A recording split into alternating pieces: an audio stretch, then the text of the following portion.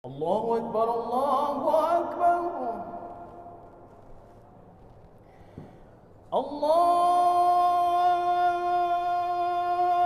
بسم الله الرحمن الرحيم. السلام عليكم ورحمة الله وبركاته. الحمد لله الذي خلق الأيام وخلق الأوقات والساعة والعصر والزمان بقدرته. أشهد أن لا إله إلا الله وأن محمد رسول الله. اللهم صل على سيدنا محمد وعلى آل Sayyidina Muhammad amma ba'du. Sedang jemaah yang dirahmati Allah, alhamdulillah kita sudah melakukan salat maghrib bersama. Maka seperti mana biasa, alangkah indahnya kita mengambil niat i'tikaf sambil kita menunggu salat Isya untuk sama-sama kita mendengarkan nasihat dari baginda Rasulullah SAW terkait tentang auqat ataupun terkait tentang sa'ah. Pada pertemuan yang lalu kita sudah membahas sedikit tentang tanda-tanda kiamat, waktu-waktu kiamat beserta segala amarituha, segala tanda-tanda yang sudah dijelaskan oleh Rasulullah. Maka pada malam ini kita melanjutkan kembali. InsyaAllah kita akan bahas pada dua bab, yaitu yang pertama bab ad-dalalatu ala hudutsil awqati wal azmani wal laili wal nahar, dalil terkait tentang waktu, zaman, malam dan hari itu adalah makhluk Allah. Kita akan bahas itu. Kemudian nanti selanjutnya kita akan menyinggung sedikit terkait tentang hal kana Allahu azza wa jalla khalaqa qabla khalqihi zamana. Apakah ada makhluk yang Allah ciptakan sebelum munculnya waktu? Sebelum ada hari Senin, Selasa, Rabu, Kamis, Muharram, Safar, Rabiul Awal, sebelum itu tercipta, apakah Allah pernah menciptakan makhluk sebelum itu? Nah, nanti kita akan membahas sesuai dengan sabda baginda Nabi. Yang pertama, terlebih dahulu di sini kita sampaikan bahwa di dalam perputaran bumi itu di dalam Al-Quran bahwasanya juga tak lepas Allah membahas tentang waktu. Nah, ini perlu saya sampaikan sebab di beberapa pendapat yang kita temui hari ini banyak sekali orang-orang ateis yang mengakui bahwa waktu itu adalah hakikat yang sebenarnya. Jadi nanti kita akan singgung apakah waktu itu berkekalan atau waktu itu akan terus ada walaupun kiamat terjadi. Sebab di dalam kitab Tijanu Darari ada makhluk Allah yang walau kiamat terjadi dia tidak akan mati. Salah satunya adalah ruh kita sendiri. Nah, ini ruh yang ada dalam tubuh ini itu makhluk yang terus hidup, tidak mati dia. Walaupun nanti pada akhirnya juga tsumma ilaihi turja'un, kembali kepada Allah. Ada 7 makhluk, di antaranya surga, neraka, aras, kolam. Itu segala takdir manusia ditulis di Lauh Mahfuz melalui makhluk Allah yang bernama kolam. Nanti waktu kiamat terjadi di mana gunung hancur, bulan juga digulung oleh Allah, matahari digulung, itu aras, surga dan seterusnya itu tidak terjadi efek kiamat. Begitulah yang ada di dalam kitab Tijanu Darari. Nah, kita ingin membantah bahwa sebahagian pendapat hari ini banyak yang mengatakan waktu itu kekal. Oleh karenanya, seperti mana yang sudah kita bahas terlebih dahulu pada pertemuan yang lalu, bahwa waktu itu adalah huwa ismun li saati laili wan nahari. Ismun itu adalah nama bagi segala jam-jam malam dan hari.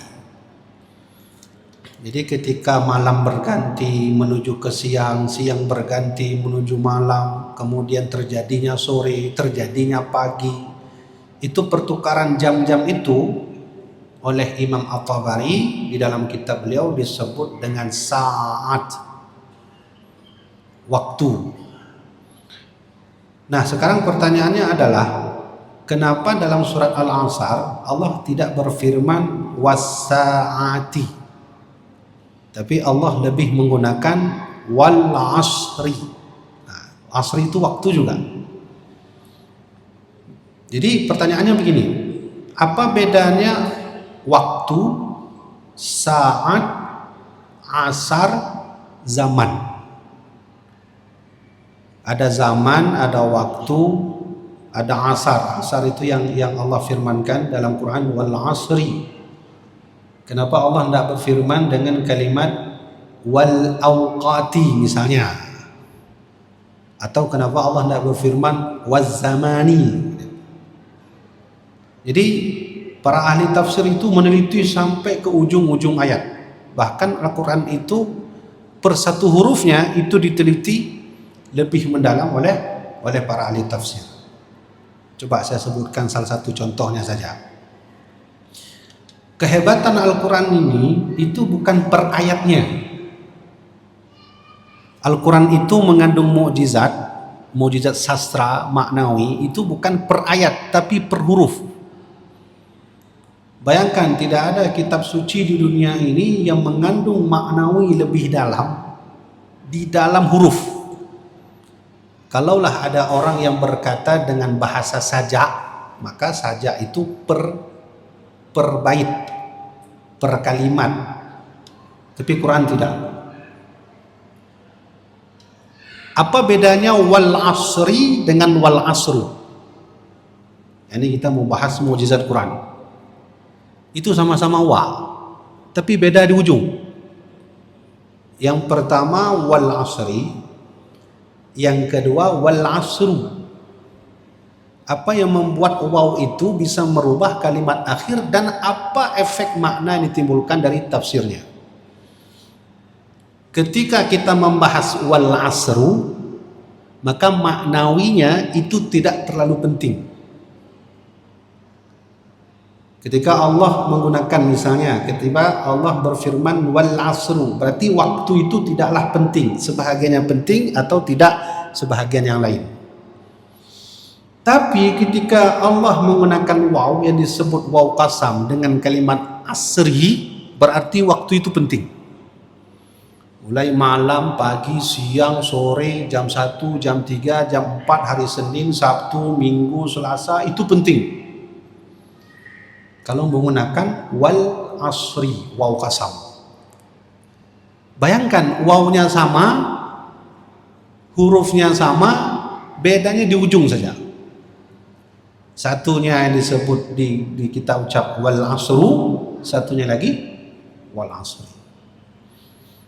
Nah, sekarang kita mau membahas, kalau begitu apa bedanya waktu, saat, asar, dan zaman? Kalau waktu itu, kalau orang sebut waktu, itu ukurannya untuk hal-hal yang tertentu. Panjangnya masa, itu disebut waktu. Misalnya ada orang sebut, kita rapat jam berapa? Kita rapat jam 2 hingga jam 3. Itu disebut waktu. Kemudian ada yang disebut dengan saat. Saat itu lebih terukur, yang sudah dibatasi, seperti thalathatu sa'atin, 3 waktu, 4 waktu, 5 waktu. Kalau yang tadi bagaimana? Saat dengan auqat.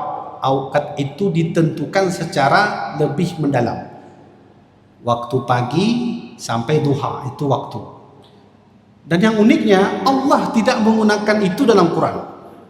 Ketika Allah bersumpah atas nama waktu, Allah tidak menggunakan wal awqati, dan Allah tak menggunakan was-saati, dan Allah tak menggunakan waz-zamani, tapi Allah menggunakan wal asri. Jika demikian, apa arti wal asri? Wal asri itu adalah waktu dalam segala konteks. Maka ketika Allah berfirman wal asri, demi masa, itu semuanya itu. Manusia berdiri, duduk, berjalan, diam, berzikir, beribadah, mengedipkan mata, menggerakkan lisan, mendengarkan telinga, hidup di waktu-waktu, hidup di setiap hari, Senin, Selasa, Rabu, malam, siang, sore, duha, itu disebut asri. Maka saya sebut tadi, kalau disebut dengan wal asri, berarti semua waktu itu penting. Nah, maka jamaah dirahmatillah Allah, oleh karenanya perlulah juga kita di sini membahas hakikat waktu itu. Pada dasarnya itulah yang disebut dengan makhluk. Dulu sebelum ada Nabi Muhammad, itu hiduplah Aristoteles, Thales, siapa lagi itu? Plato. Yang sebagian ahli filsafat itu mengatakan bahwa waktu itulah yang hakikat sebenarnya.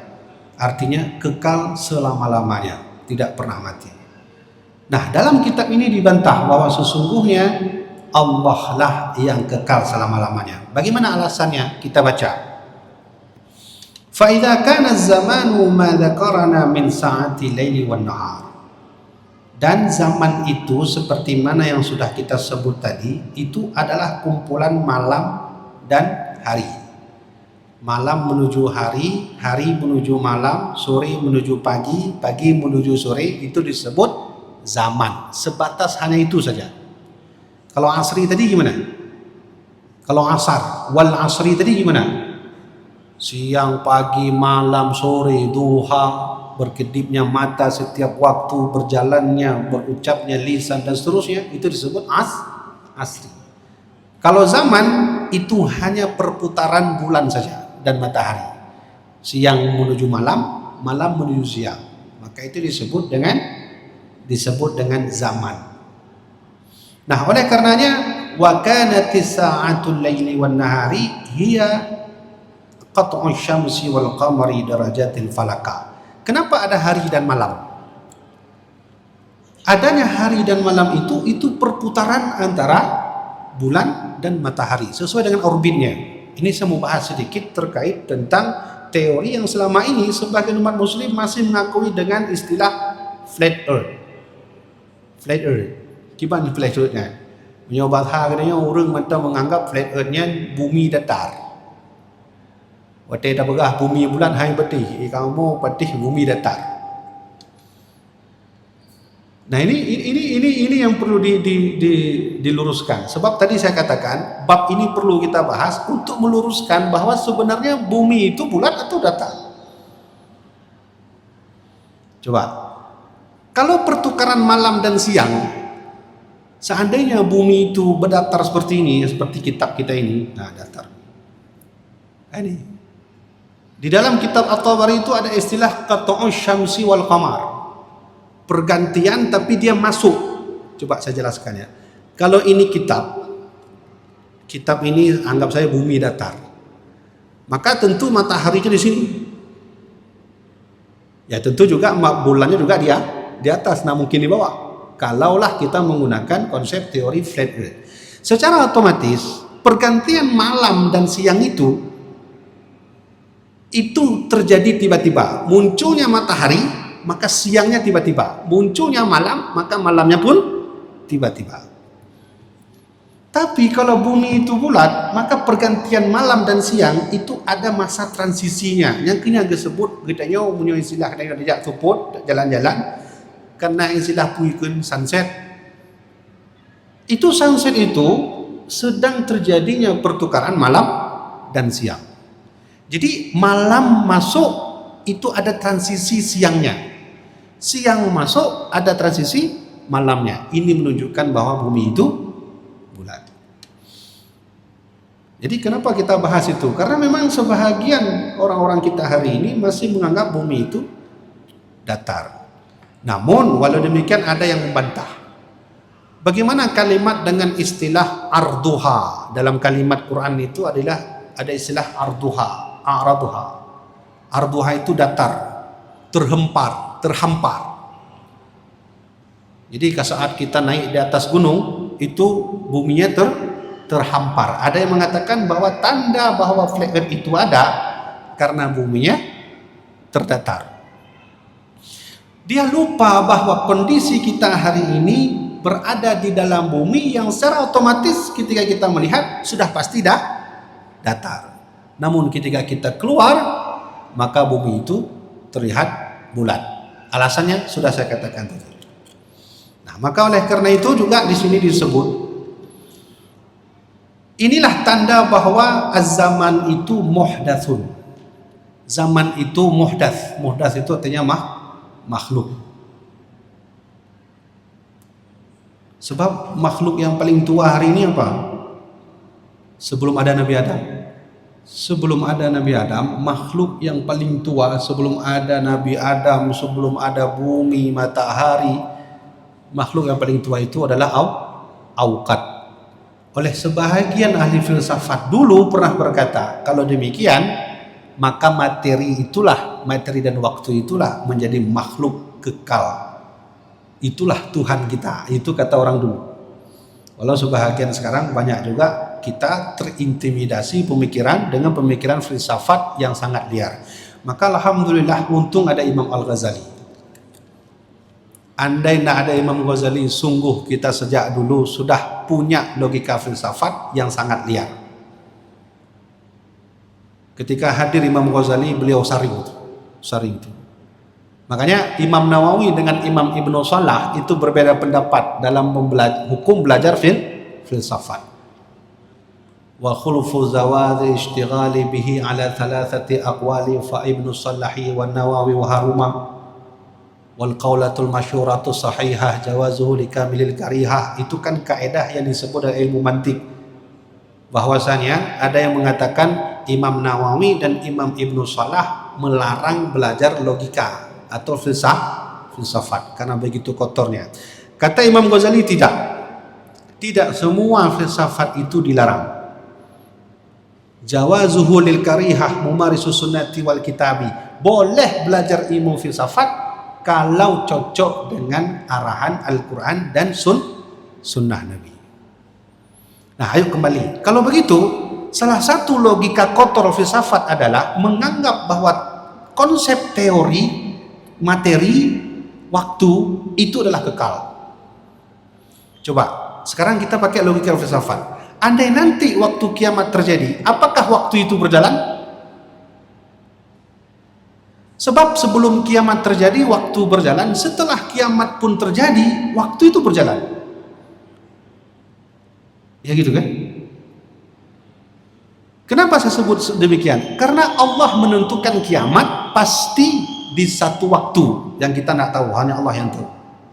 Menurut riwayat dari kita baca dari hadis Nabi, hari Jumat adalah waktu kiamat. Kalau demikian pertanyaannya, ketika proses kiamat terjadi, apakah waktu itu berjalan? Kalau kita belajar tauhid, tentu logika kita kembali kepada Al-Quran. Tsumma ilaihi turja'un. Semua kembali kepada Allah. Mau waktu, mau zaman, semua kembali kepada Allah. Kalau kita belajar tauhid begitu. Tapi kalau orang tidak belajar tauhid, dia meyakini bahwa waktu itu adalah kekal selama-lamanya. Ini yang bahaya. Sebab walaupun kiamat nanti terjadi, waktu itu berjalan. Ketika kiamat terjadi, hancurnya bumi, bulan pun juga digulung Allah, matahari digulung Allah. Itu sedang berjalannya waktu yang disebut dengan waktu kiamat. Satu, ketika semuanya hancur, datangnya nanti malaikat yang meniup sangkakala, bangun lagi manusia dari kubur menuju ke alam yang sudah ditentukan Allah. Itu juga sedang terjadinya waktu. Setelah bangun manusia dari kubur, nanti manusia pergi menghadap Allah, bertemu dengan Allah, terjadilah yaumul hisab. melewatilah itu jembatan Siratal Mustaqim, masuknya manusia ke dalam surga hasil proses amal. Demikian yang amalnya tak cukup masuk ke dalam neraka, itu juga terjadi proses waktu. Itulah sebabnya kenapa kita bahas bab ini, karena sebahagian kita masih menganggap waktu itu kekal. Nah, sekarang kita tanya kepada ahli hadis, seorang mufassir tertua di dunia, pengarang kitab ini yang kita sedang baca ini. Ini mufassir tertua. Kita tanya, kalau demikian bagaimana al-awqat? Apakah waktu itu kekal? Beliau menjawab, as-sa'atu laili wan nahari wa kanat as-sa'atu laili wan nahar muhdatsun. Malam, hari, siang dan seterusnya itu muhdatsun, tetap disebut makhluk. Kalau sudah disebut makhluk, berarti dia tidak kekal. Apa contohnya dulu? Coba sebut contoh. Ada nggak contohnya bahwa nanti kita tidak berjalan dengan waktu ketika kita hidup di alam akhirat? Ada atau tidak? Coba saya baca ya. Dalam Quran itu kan ada surat Maryam ayat ke-62. Di sana Allah berfirman, Bismillahirrahmanirrahim, walahum rizquhum fiha bukratan wa ashiya. Coba ya. Ayat ini artinya walahum rizquhum, dan kepada mereka kata Allah, aku berikan rizki. Artinya rizki di dalam surga. Allah menggunakan bukratan wa ashiya. Ku berikan kepada mereka rizki di setiap pagi, di setiap petang. Bagaimana menafsirkan ayat ini? Jika demikian berarti di dalam surga dan dalam neraka itu ada pagi, ada siang. Seseorang yang tak paham ilmu tafsir, kalau dia nak paham ilmu tauhid, dia akan menganggap bahwa surga neraka itu punya pagi, punya siang. Kalau demikian, punya malam. Maka kita tanya kepada para salah seorang ahli tafsir, juga ahli hadis, yaitu Imam Tabari. Apa kata beliau? Wala bukratan wala asyian hunalak. Walau Allah menyebut fiha bukratan wa asyian, pada dasarnya di dalam surga itu tidak ada istilah pagi, tidak ada istilah siang. Kenapa demikian? Idz kana laila fil akhirati wala syamsa wala qamar. Sebab adanya hari, sebab ada matahari, sebab adanya malam karena ada bulan tanpa matahari. Pertanyaannya, kapan bulan hancur, kapan matahari dimusnahkan Allah? Ya tentu sebelum adanya manusia masuk ke dalam surga. Sebelum manusia masuk ke dalam surga, ke dalam neraka, terjadinya yaumul hisab, terjadinya melewati siratal mustaqim, matahari tidak ada lagi itu. Itu kan? Matahari kan sudah hancur tadi. Kiamat terjadi, matahari digulung Allah. Bahkan dalam riwayat kitab Kashful Ghaibiyah, itu matahari ketika habis masa apinya itu muncul, habis selesai diambil oleh Jibril, dia masukkan matahari ke dalam babut taubah. Ada satu pintu nanti namanya pintu taubah, masukkan itu. Nah pertanyaannya, mengapa Allah tetap menggunakan bukratan wa asyiya, bahwa aku berikan kepada mereka rizki di dalam surga pagi dan petang? Jadi sudah saya sebut bahwa kalau demikian kita tanya kepada ahli tafsir dunia, juga termasuk ahli hadis. Kata beliau, walau demikian Allah berfirman, idz kana laila fil akhirati wala syamsa wala qamar. Walau demikian Allah berfirman, petang dan hari di dalam surga itu sesungguhnya tidak ada. Terus orang berkata lagi, kalau demikian berarti siapa yang hebat? Allah yang hebat atau ahli tafsir yang hebat? Tentu jawabannya ya Allah yang paling hebat. Kalau Allah yang paling hebat, tentu kita harus memahami secara konteks tekstual bahwa sesungguhnya ada pagi, ada siang. Faham maksud saya kan? Faham kan? Kita buat dua kelompok saja. Ada dua kelompok. Satu kelompok meyakini secara tekstual dalam Quran. Ketika Allah menggunakan kalimat bukrata wa ashiya, ada pagi, ada sore, kelompok yang pertama menyebut kami tidak pakai tafsir. Kami meyakini 1000% berarti ada pagi, ada sore, ada pagi. Selesai. Muncul kelompok yang kedua, yaitu para ahli tafsir. Salah satunya Imam Tabari tadi. Kata beliau, walau demikian Allah berfirman bukrata wa ashiya, pagi dan petang, sesungguhnya itu tidak ada. Pertanyaannya, mau ikut yang mana?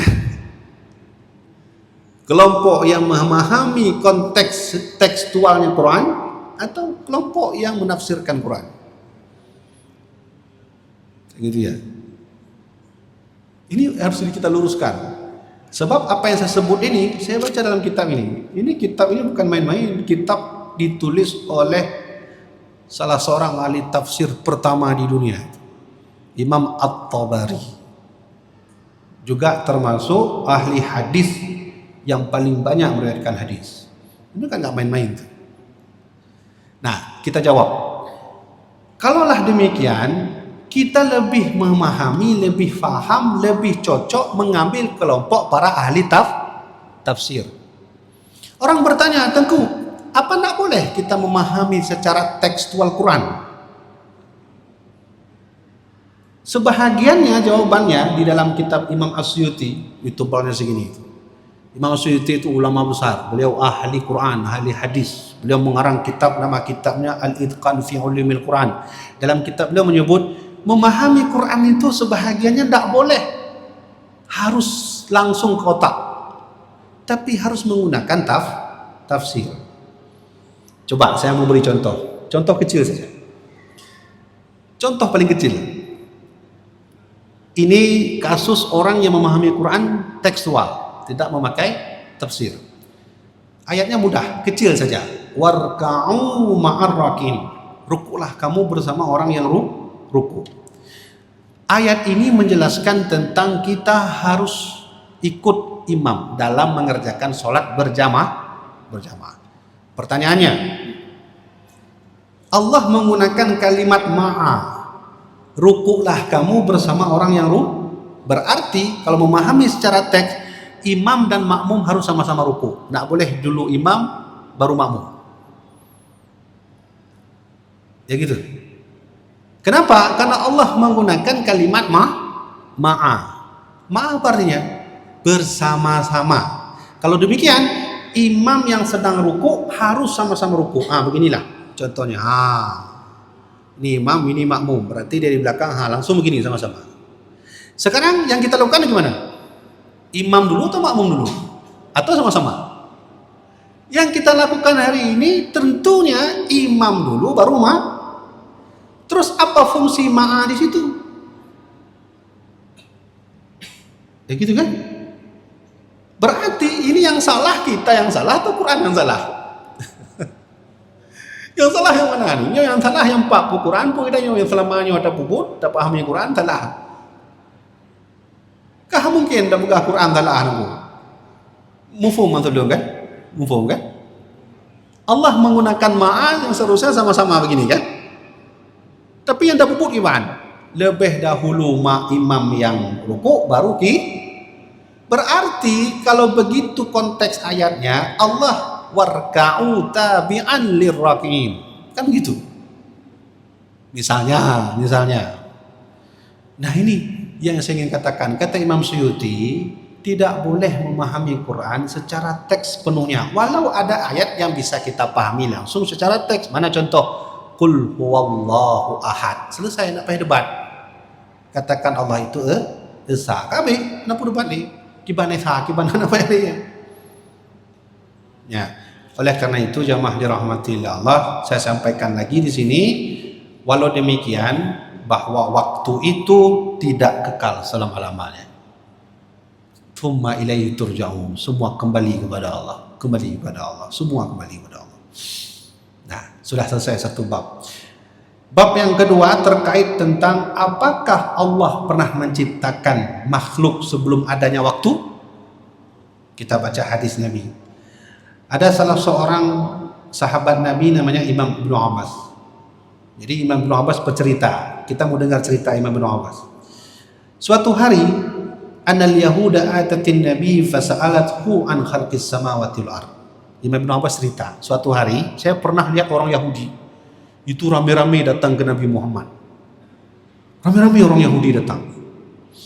Ketika sudah datang itulah mereka bertanya pada Nabi, ya Rasulullah,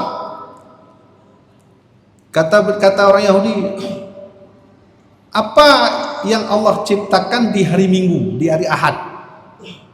Maka jawab Rasulullah SAW, khalaqallahu al-arda yawmal ahad wal ithnain wa khalaqal jibala yawmal thulatha wa ma fihinna min manafi', kata Nabi. Jadi orang Yahudi tanya, Nabi, hari Ahad itu apa yang Allah ciptakan? Nabi jawab, Allah menciptakan hari Ahad dan Senin itu di dalamnya gunung-gunung. Itu semua gunung yang ada itu Allah ciptakan di hari Ahad dan Isnin. Bahasa Arabnya Isnin, bahasa kita Senin. Dia udah mubah. Sudah. Lalu Rasulullah menjawab, wa khalaqal jibala yawmal thulatha wa ma fihinna wa min manafi', dan pada hari Selasa Allah ciptakanlah segala manfaat gunung. Apa manfaat gunung? Ya, jina tanya oleh. Yang gunung sabi-sabi dah kalon tu. Tip-tip dah kalon gunung. Papat tajak tetap na gunung. Cuma pertanyaannya, apa fungsi gunung? Apakah semata untuk keindahan tengah air fungsi gunung begitu? Atau mungkin fungsi gunung itu adanya air yang mengalir? Pada hakikatnya gunung itu Allah ciptakan bukan hanya untuk aliran air dari sungai ke bawah, tapi pada dasarnya gunung itu menahan daripada gempa bumi yang terus-terusan terjadi. Jadi wahya tamurru marras sahab. Yang uniknya kata Allah dalam Quran, apakah kalian kira gunung itu tidak berfungsi, tidak berjalan? Kata Allah apa? Wahya tamurru marras sahab. Gunung itu berjalan seperti awan berjalan. Coba bayangkan, gunung ternyata hari ini berjalan. Berarti selamanya tata kalau gunung nunggu hana berjalan nunggu. Tapi Allah berfirman, wahia tamurru marra sahab, gunung itu berjalan seperti awan berjalan. Coba lihat awan berjalan pelan itu. 2 menit kemudian awannya udah di sana. Ya gitu ya. Kemudian lihat lagi jam, 3 menit kemudian awan yang di sini udah muncul ke tempat lain, udah arah ke sana. Dan ternyata menurut ahli geologi, gunung itu per setiap setahun sekali dia berjalan 5 cm. 1 tahun 5 cm. Kalau 2 tahun 10 cm. Maka saya jelaskan sedikit. Kalau demikian, waktu saya datang dulu membuat penelitian, saya ada buat penelitian tentang manusia pertama dalam dunia sains. Sehingga saya buat buku, ada buku yang saya buat, Adam alaihissalam versus manusia purba. Siapakah manusia pertama dalam dunia sains? Saya masuk ke Museum Geologi Bandung itu, ternyata Indonesia dengan Australia itu sama dulu. Menyatu dia datarannya. Mengapa berpisah? Karena pergerakan gempa lempengan di bawah yang menahan itu gunung. Nah, maka jamaah dirahmati Allah, kita lanjut sedikit lagi, 2 menit lagi. Setelah itu kata Rasulullah, wa fi thalathati Adam wa fi yaumil Jum'ah, dan pada hari Jumat Allah ciptakanlah Nabi Adam alaihi salam. Kapan Nabi Adam diciptakan? Hari Jumat. Wa askanahul jannah, dan pada hari itu kata Nabi Adam berada dalam surga. Kapan? Hari Jumat. Wa amara iblisa bisujud lahu, dan ketika Allah berfirman kepada iblis, hai iblis kau sujud, itu juga hari Jumat. Kemudian wa akhrajahu minha fi akhir sa'ah, dan pada hari itu Nabi Adam diturunkan dari surga juga pada hari Jumat. Maka kata Yahudi, thumma madza ya Muhammad, kemudian apa lagi Muhammad? Thumma stawa 'alal 'arsy, Allah ciptakan arsy dan seterusnya. Lalu kata Yahudi, thumma staraha, apa yang terjadi setelah itu? Kata Yahudi, terus Allah itu tidur. Allah udah capek buat makhluk hari Senin, Selasa, Rabu, setelahnya Allah tidur, kata Yahudi. Marah Rasulullah. Itulah sifat Yahudi. InsyaAllah di lain waktu nanti kita akan lanjutkan.